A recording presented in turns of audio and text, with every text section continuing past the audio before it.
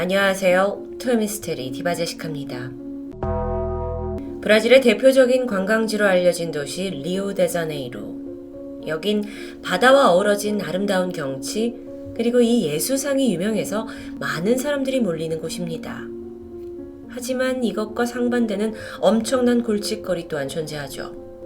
바로 높은 범죄율과 심각한 치안 문제입니다. 몇 년 전 이곳에서 올림픽이 열렸는데 외국인 방문객들이 길을 가고 있는 와중에도 손에 들고 있는 핸드폰을 뺏겨버리는 영상이 있었을 정도인데요. 리오데자네이루 도시의 남부에는 모호두 칸타길로라는 빈민가가 있습니다. 사진에서 보이는 것처럼 거의 허물어질 것 같은 내부가 훤히 들여다 보이는 집들이 밀집해 있는 곳이죠. 그렇다 보니 여긴 범죄 조직들의 은신처가 되기도 하고 마약 거래 공공은 합니다. 그리고 경찰 총격전까지 종종 일어나는 위험천만한 곳인데요. 바로 이곳에서 지난 2020년 10월 6일 사건이 벌어집니다. 이곳에는 빈민가를 돌면서 마약에 중독된 사람들이나 노숙자들을 구했던 사회복지사 안토니오란 사람이 있었습니다. 어느 날 한 통의 제보를 듣게 되는데 이 마을에 젊은 여성 한 명이 떠돌고 있는데 뭔가 문제가 있어 보인다는 내용이었죠. 안토니오는 혹시 모를 위험에 대비해서 경찰을 동행한 후 이 빈민가를 돌면서 그녀를 찾아 나섰습니다. 다행히 그녀를 곳곳에서 본 목격자가 굉장히 많았기 때문에 문제의 여성을 발견하는 건 어렵지 않았어요. 하지만 그 모습은 너무도 충격적이었죠. 우선 노숙자라고 보기에는 꽤나 젊었습니다. 게다가 훤칠한 키에 마른 체격.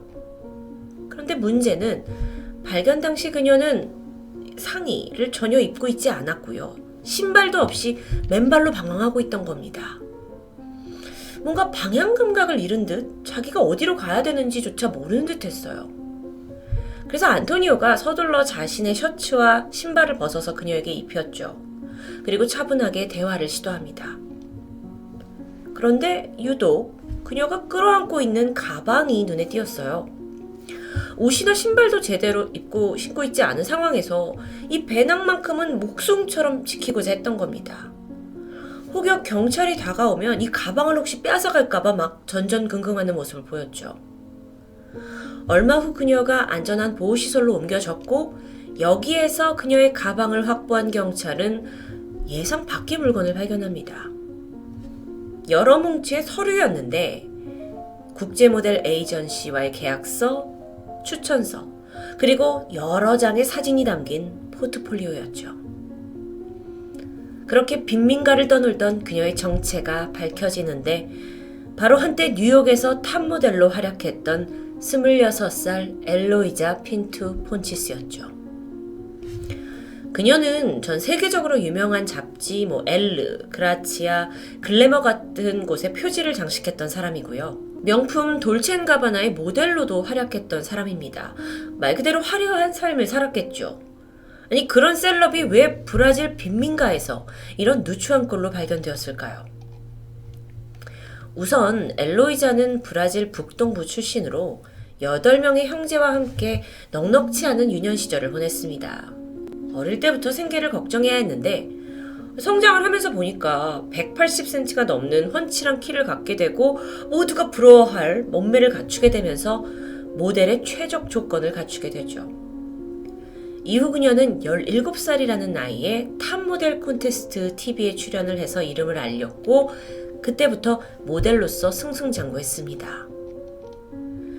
뉴욕으로 무대를 옮긴 후 엘로이자는 유명 모델 에이전시의 러브콜을 받으면서 계약을 따냈고요.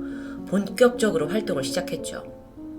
유명 디자이너의 패션쇼의 모습을 보였고 잡지 커버뿐만 아니라 명품 브랜드들이 그녀를 애정하게 되었습니다.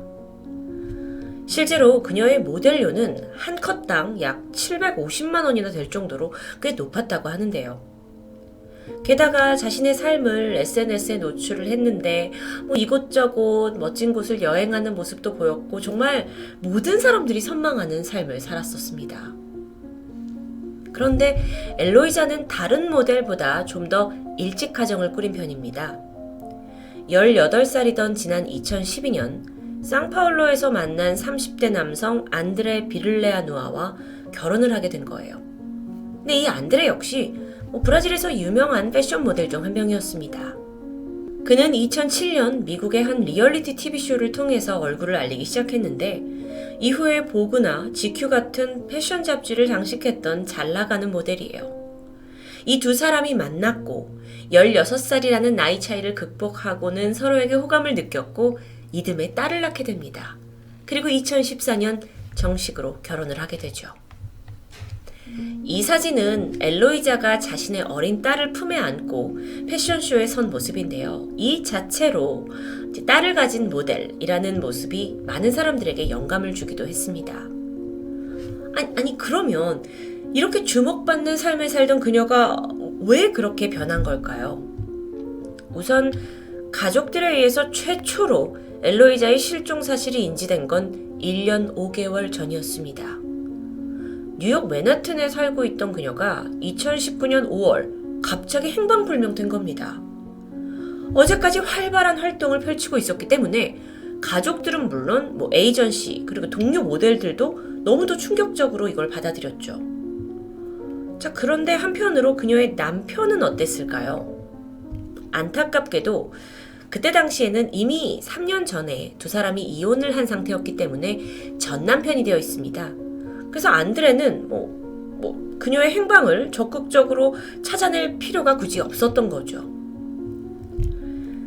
그렇게 엘로이자가 실종된 지 5일 만에 천만다행으로 그녀는 맨해튼에서 약 30분 떨어진 거리에서 정신을 잃은 채 발견됩니다. 그런데 정신을 차린 후에 그녀가 당시의 상황을 전혀 기억하지 못해요. 다행히 범죄에 연루된 것 같진 않았죠. 그렇게 넘어갔는데 몇 달 후인 2020년 2월 엘로이자가 또 한 번 갑자기 사라집니다. 지인들은 이거 무슨 일이 생긴 거 아니냐면서 걱정했지만 이번엔 다행히 그녀의 친한 친구 프란시스코가 행방을 확인시켜줬는데요.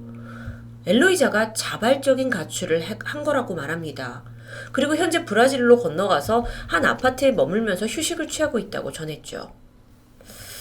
다 큰 성인이 뉴욕에서 잘 나가고 있는데 그 집을 두고 고향으로 다시 돌아가 가출을 했다. 뭔가 사연이 있어 보이는데요. 당시 엘로이자는 직접 브라질 경찰서에 출두를 해서 나는 위험하지 않다, 잘 지내고 있다라고 증언을 하기도 했습니다. 그런데 이때 그녀가 남긴 의미심장한 말이 있죠. 나는 내 돈만 원하는 가족들과는 거리를 두고 싶다. 그러니 내 위치를 가족들에게 밝히지 말아달라.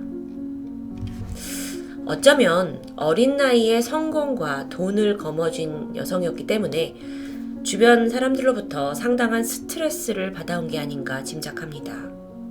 어쨌든 그렇게 두 번의 실종이 해프닝으로 일단락 되는 듯 했는데 그로부터 약 8개월이 지난 2020년 10월 이렇게 엘로이자가 반정신이 나간 채로 빈민가를 다 방황하는 모습이 포착됐던 겁니다. 이 소식은 금방 전 세계로 보도되었고요. 많은 사람들이 놀라면서 도대체 무슨 사연이 있는 건지 이목이 집중되었는데요. 아니 근데 이 상황에서 뜬금없이 SNS를 통해서 그녀를 비난하는 글을 게재한 사람이 있었습니다. 바로 전 남편 안드레. SNS에 뭐라고 적었냐면 엘로이자는 뚱뚱하고 못생긴 경찰관과 데이트를 했고 그렇게 불행에 빠진 거다. 아니 이게 무슨 말이죠? 질투인가요? 전 남편 안드레의 주장에 따르면 엘로이자는 이혼을 한 후에 브라질 출신의 한 경찰관과 교제를 시작했다고 합니다. 그녀가 훌쩍 브라질로 돌아간 것도 남자친구 영향 때문이라는 설명이죠. 그리고 그 과정에서 스스로의 삶을 망치게 되었다는 이 전 남편의 주장. 이건 과연 사실일까요? 이걸 반박할 수 있는 사람은 누구보다 엘로이자 본인입니다. 하지만 안타깝게도 그녀는 정신을 차린 후에 자신이 이 브라질 빈민가에서 발견되었다는 것조차도 제대로 알아차지 못하는 심각한 인지장애를 보였어요. 심지어 전 남편이 너에 대해 이런 얘기를 했다. 어떻게 생각하냐? 라는 질문에는 아예 입을 열지도 않았죠. 자, 그렇다면 주변인들의 증언은 어땠을까요? 아까 말했던 그 엘로이자의 친한 친구 프란시스코에 따르면 브라질로 건너온 엘로이자가 남자친구와 함께 지냈던 건 사실이지만 그 기간이 4개월 정도로 상당히 짧았고 이내 두 사람이 이별을 하고 나서 각자의 삶을 살았는데 그 관계 때문에 엘로이자가 이렇게 망가진 건 아니라고 주장합니다. 그렇다면 왜요? 사실 엘로이자는 모델 활동을 할 때부터 상당히 불안한 정신 상태를 보였습니다. 그래서 스스로 병원을 찾아가서 치료를 받으면서 개선 의지를 보이기도 했죠. 근데 별다른 차도가 없었어요. 그러던 중 가족, 친구와 아예 연락이 끊겨버렸다고 하는데 문제는 모델 생활 중에 어떤 문제 때문에 이런 불안 증세를 겪었던 걸까요? 이 부분에 대해서는 엘로이자의 아버지 그리고 여동생이 한 명의 인물을 지목합니다. 또 한 번 등장하는 전 남편 안드레 비를레아누죠. 사실 엘로이자는 그의 두 번째 부인이었습니다. 재혼을 했던 건데 두 사람이 결혼을 한 이래 매일같이 언쟁을 높였다고 해요. 그런데 그 이슈가 뭐냐? 안드레가 아내 모델링에 관련한 모든 계약을 자신이 컨트롤하겠다라고 주장했기 때문입니다. 그러면서 아내의 모든 돈을 내가 관리하겠다 하면서 강압적인 태도를 보인 것 같아요. 심지어 두 사람이 이혼하는 과정에서 양육권을 두고도 상당한 다툼이 있었죠. 끝내 안드레가 딸의 양육권을 차지하게 되긴 했지만 그마저도 어떤 이유로 법원은 안드레의 양육권을 박탈했고 황당하게도 현재 딸은 영국의 다른 어떤 가정에 입양된 상태라고 합니다.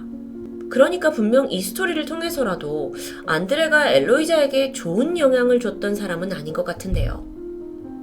한편 병원으로 옮겨진 엘로이자는 심각한 수준의 편집증과 강박증은 물론이고 약물 중독이라는 게 밝혀집니다.